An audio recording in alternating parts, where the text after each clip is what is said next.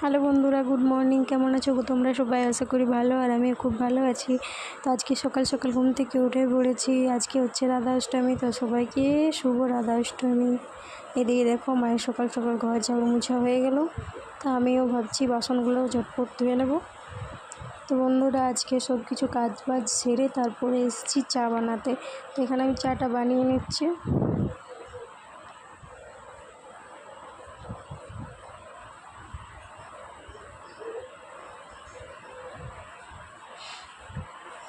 চা নিয়ে বসে পড়েছি। এদিকে দেখো সকাল সকাল টাইম করে জলও দিয়ে দিয়েছে আজ। এখানে আমি বিছানাটা গুছিয়ে নেব, বিছানাটা গুছিয়ে নিয়ে চলে যাব স্নান করতে। আর মা বললো মেয়েকে স্নান করিয়ে দেবেন, তো আমাকে আজকে মেয়েকে স্নান করাতে হবে না।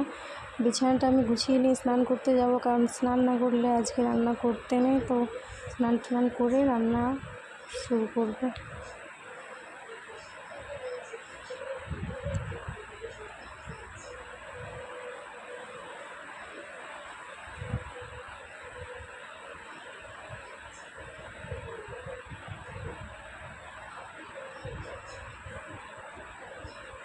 আমার বিছানা গুছানো হয়ে গেছে, তো আমি চলে যাবো স্নানে।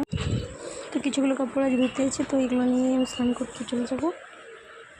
তো বন্ধুরা, আমার স্নান টান কমপ্লিট হয়ে গেছে। আমার মেয়ের আজকে একটু তাড়াতাড়ি স্নান হয়ে গেছে। বাড়ির সবারই স্নান হয়ে গেছে, তো আমার মেয়ে দেখো এখানে স্নান করে ঘুমিয়ে পড়েছে। তো আমিও চলে যাবো রান্নাঘরে, দেখি মা কী করছেন। তো মায়ের এখানে রান্না হয়ে গেলো প্রায়, সবজি পায়েস মায়ের দুটোই হয়ে গেছে রান্না। তো আমি ওইখানে ঝটপট আটাটা মেখে নেব।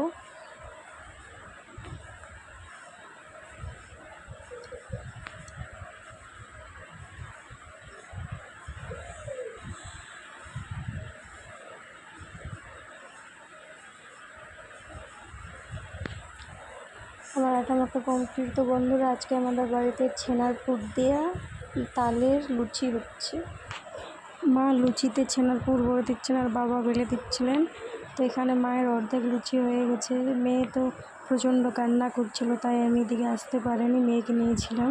তো এখন মাকে আমি বললাম যে আপনি মেয়েকে নিয়ে একটু ঘুরতে যান, আমি ওই লুচিগুলো কটা আছে করে দিচ্ছি। তখন মা মেয়েকে নিয়ে বাইরে দিয়ে গেলেন। তো চলো বন্ধুরা, বাই বাই। সবাই ভালো থেকো, সুস্থ থেকো, দেখা হবে পরের ভিডিওতে।